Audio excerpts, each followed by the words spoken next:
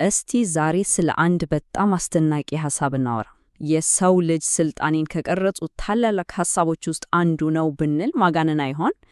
ከ2300 ዓመታት በፊት በዩክሊድ ኤሌመንትስ በተባለው መጽሐፍ ውስጥ የተቀመጠ ግን እስከ ዛሬ ድረስ ዓለምን የቀረጸ ያለ ድንቅ የሂሳብ ሐሳብ ነው። እሺ፣ ግን እንዴት ነው ከ2300 ዓመት በፊት የተቀመጠ አንድ የጂኦሜትሪ ማረጋገጫ ለዛሬው ዘመናዊ ቴክኖሎጂዎቻችን ለምንገነባባቸው ግዙፍ ሕንፃዎችና ከተሞች መሰረት ሊሆን የቻለው? በጣም የሚገርም ጥያቄ ነው አይደል? እንግዲህ የዛሬው ትንታኛችን የሚፈታው ይሄንን እንቆቅልሽ ነው። ጉዞዎችን እንግዲህ 4 ዋና ዋና ማረፊያዎች አሉት። መጀመሪያ የማይናወጡትን መሰረቶች እንመለከታለን። ከዛ የአመክንዮ ሰንሰለቱን እንከተላለን። በመቀጠል ይህ ሐሳብ ዓለምን እንዴት እንደገነባ እናያለን እና በመጨረሻም ከቁስ አካል ባሻገር ስላለው ስርዓት እንወያያለን። እሺ፣ ክፍል 1 አንድን ግዙፍ ሕንፃ ከላይ ከመመልከት በፊት መሰረቱን ማወቅ ወሳኝ ነው አይደል? ልክ እንደዛው ወደ ታላቁ ማረጋገጫ ከመግባታችን በፊት ዩክሊድ ይህን ግዙፍ የአመክንዮ ግንብ የገነባባቸውን ቀላል ግን ደግሞ በጣም ወሳኝ የሆኑ መሰረቶች እንመልከት። እነዚህ የጂኦሜትሪ የጀርባ አጥንቶች ናቸው ማለት ይቻላል። እናም ሁሉም ነገር የሚጀምረው ከዚህ ነው፣ ከነጥብ። በጣም የሚገርም ጽንሰ ሐሳብ ነው። ዩክሊድ ሲገልጸው ምንም ክፍል የሌለው ነገር ይላለው። አስቡት እስቲ፣ ምንም አይነት መጠን የለውም፣ ርዝመት፣ ስፋት፣ ከፍታ የለውም፣ ግን ቦታ አለው። ልክ እንደ አንድ ሐሳብ የጂኦሜትሪ ዓለም የሚበቅልበት የመጀመሪያው ዘር ይሄ ነው። ከነጥብ ቀጥሎ ደግሞ መስመር ይመጣል። ያው ነጥቦችን ስናገናኝ የምናገኘው ነገር ነው። ዩክሊድ ስፋት የሌለው ርዝመት ይለዋል። ይሄም ረቂቅ ነው። ስፋት ወይም ውፍረት የለውም፣ አንድ ቅጥታ ብቻ ነው ያለው፣ እሱም ርዝመት። እንግዲህ ዩክሊድ ይሄን የጂኦሜትሪ ዓለም ለመገንባት የራሱ የሆኑ የጨዋታ ሕጎች አሉት። 2 አይነት ሕጎች ናቸው። የመጀመሪያዎቹ መላምቶች ወይም ፖስቱሌትስ ይባላሉ። እነዚህ በሁለት ነጥቦች መካከል አንድ ቀጥተኛ መስመር መሳል ይቻላል አይነት በጂኦሜትሪ ዓለም ውስጥ ምን ማድረግ እንደምንችል የሚፈቅዱልን ሕጎች ናቸው። ሁለተኛዎቹ ደግሞ የጋራ ገንዛቤዎች ወይም ኮመን ኖሽንስ ናቸው። እነዚህ ደግሞ ሙሉ ነገር ከክፍሉ ይበልጣል አይነት ማንም አይክዳቸው በራሳቸው ግልጽ የሆኑ የአመክንዮ እውነቶች ናቸው። እሺ፣ አሁን መሰረቶቹን አይተናል፣ ነጥብ፣ መስመር እና የጨዋታው ሕጎች። ታዲያ በእነዚህ ቀላል ነገሮች ብቻ ዩክሊድ ምን ሊሰራ ቻለ? አሁን ወደ ሁለተኛው ክፍል እናልፋለን። እነዚያን መሰረታዊ ሕጎች ብቻ ተጠቅሞ በታሪክ ውስጥ ካሉ እጅግ ዝነኛ ማረጋገጫዎች አንዱን እንዴት እንደገነባ እናያለን። ይሄ የአመክንዮ ጥበብ ፍጹም ማሳያ ነው። በጣም ነው የሚያስደንቀው። እሺ፣ የማረጋገጫውን ሂደት ደረጃ በደረጃ እንከተል። የመጀመሪያው እርምጃ ማዘጋጀት ነው። አንድ ቀኝ ማዕዘን ያለው 3 ማዕዘን እናስብ። አሁን በ3ቱም ጎኖቹ ላይ በእያንዳንዱ ጎን ላይ አደባባዮችን እንስራ። አንድ ትንሽ፣ ሌላ መካከለኛ እና አንድ ትልቅ አደባባይ ይኖረናል ማለት ነው። እሺ፣ አሁን ነው የዩክሊድ ብልሃት የሚታየው። እዚህ ጋር በደንብ ትኩረት እናደርግ። ከዛ ከቀኝ ማዕዘኑ ጫፍ ወደ ታችኛው ትልቅ አደባባይ ቀጥ ያለ መስመር እናሰምራለን፣ ከጎኖቹ ጋር ትይዩ የሆነ። ከዛ በኋላ ደግሞ 2 ተጨማሪ መስመሮችን እናሰምራለን፣ ልክ ስዕሉ ላይ እንደሚታየው። እነዚህን ስናሰምር 2 አዳዲስ 3 ማዕዘኖች ይፈጠራሉ። ሚስጥሩ ያለው እዚህ ጋር ነው።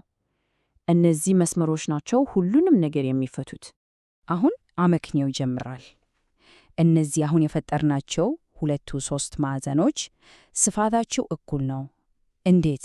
እስቲኒ አንደኛው 3 ማዕዘን 2 ጎኖቹ ከትንሹ አደባባይና ከትልቁ አደባባይ ጎን ጋር እኩል ናቸው። የሁለተኛውም 3 ማዕዘን 2 ጎኖቹ ልክ እንደዛው ናቸው። በመካከላቸው ያለው ማዕዘንም እኩል ነው። ስለዚህ ጎን ማዕዘን ጎን በሚባለው የጂኦሜትሪ መርህ መሰረት እነዚህ 3 ማዕዘኖች ፍጹም እኩል ናቸው። እዚህ ጋር ነው እንግዲህ ቁልፉ ነገር ያለው። ዩክሊድ ከዚህ በፊት ባረጋገጡ አንድ ድንጋጌ መሰረት አንድ 4 ማዕዘን እና አንድ 3 ማዕዘን ተመሳሳይ መሰረት ካላቸውና በተመሳሳይ ትይዩ መስመሮች መካከል ከሆኑ የአራት ማዕዘኑ ስፋት የሶስት ማዕዘኑ ስፋት እጥፍ ይሆናል። ይህንን ሕግ ስንጠቀም ከጎን ያለው ትንሹ አደባባይ የአንዱ ሶስት ማዕዘን ስፋት እጥፍ ይሆናል። ከስር ያለው አራት ማዕዘን ደግሞ የሌላኛው እኩል የሆነው ሶስት ማዕዘን ስፋት እጥፍ ይሆናል። አሁን እንግዲህ ሁሉም ነገር ግልጽ ሆነ። ሁለቱ ሶስት ማዕዘኖች እኩል ናቸው ብለናል። ትንሹ አደባባይ የአንዱ እጥፍ ነው። ከስር ያለው አራት ማዕዘን ደግሞ የሌላኛው እጥፍ ነው። ይህም ማለት ነው ትንሹ አደባባይ እና ከስር ያለው አራት ማዕዘን ስፋታቸው እኩል ነው ማለት ነው። ይህን ሂደት ለሌላኛው አደባባይ ስንደግሞ እሱም ከቀሪው አራት ማዕዘን ጋር እኩል ይሆናል እና ምን አገኘን? የሁለቱ ትናንሽ አደባባዮች ድምር ከታችኛው ትልቅ አደባባይ ጋር እኩል መሆኑን በአመክንዮ አረጋገጥን። አዎ ኤ ሲደመር ቢ እኩል ይሆናል ሲ። እንግዲህ ይሄ ረቂቅ የአመክንዮ ሰንሰለት በወረቀት ላይ ብቻ የሚቀር ነገር አይደለም፣ በፍጹም። አሁን የምንገባበት ሶስተኛው ክፍል ይህ ሐሳብ ከበራና ላይ ወጥቶ እንዴት እውነተኛውን ቁሳዊውን ዓለም እንደቀረጸ እናያለን። አንድምታው በጣም ግዙፍ ነው። እስቲ ወደ ጥንት ዘመን መለስ። የግብፅ ፒራሚዶችን አስቡ። እንዴት ያህል በትክክል ከዋክብት ጋር ተስተካክለው እንደተገነቡ። እዚሁ በአገራችንም የአክሱም ሐውልቶች ወይም የላሊበላ ፍልፍል አብያተ ክርስቲያናትን ብንመለከት እንዲሁ በዘፈቀደ የተሰሩ አይደሉም። አቅጣጫቸው ከፀሐይ እንቅስቃሴ እና ከሰማይ አካላት ጋር ተስተካክሎ ነው። ይሄ የሚያሳየው የጂኦሜትሪ እውቀት በስነ ሕንፃና በስነ ከዋክብት ውስጥ ምን ያህል መሰረታዊና ስር የሰደደ እንደነበር ነው። ያው ጂኦሜትሪ የሚለው ቃል ራሱ ቀጥተኛ ትርጉሙ ምድርን መለካት ማለት ነው። እናም ለዚህ ነው የሚጠቀመው የመሬት ይዞታዎችን ለመከለል፣ ድንበር ለማካለል፣ ትክክለኛ ካርታዎችን ለመስራት ዋናው መሳሪያ ትራያንጉሌሽን የሚባለው ዘዴ ነው። ለምን ሶስት ማዕዘን? ምክንያቱም የሶስት ማዕዘን ቅርጽ አይዛባም፣ በጣም ጠንካራ ነው። በዚህ ባህሪው ሰፋፊ ቦታዎችን በትክክል ለመለካት እና ለመመዘገብ ያስችለናል። እስከ ዛሬ ድረስ ይህ ጥንታዊ ሐሳብ በየቀኑ በምንጠቀምባቸው ቴክኖሎጂዎች ውስጥ ተካቷል። ለምሳሌ ጂፒኤስ ስንጠቀም ስልካችን ያለበትን ቦታ የሚያውቀው ከላይ ከሚዞሩ ሳተላይቶች ጋር ሶስት ማዕዘን በመስራት ነው። አርክቴክቶች የሚጠቀሙበት የኮምፒውተር ንድፍ ወይም ካድ፣ በፋብሪካዎች ውስጥ የሚሰሩ ሮቦቶች፣ የምንመለከታቸው ፊልሞች ላይ ያሉ ግራፊክሶች፣ ሁሉም መሰረታቸው ይኸው የዩክሊድ ድንጋጌ ነው። እንግዲህ አሁን ወደ መጨረሻው ክፍላችን ደርሰናል። እስካሁን ስለ ቁጥሮች፣ ስለ ቅርጾች፣ ስለ ህንፃዎች አውርተናል። አሁን ግን ከዛ ባሻገር እንመልከት። ይህ ሂሳብ ሐሳብ ለምን እንዲህ አይነት ኃይል አለው? ከጀርባው ያለው ፍልስፍናዊ ትርጉም ምንድን ነው? ታላቁ ፈላስፋ ፕላቶ አንድ የሚገርም ሐሳብ አለው።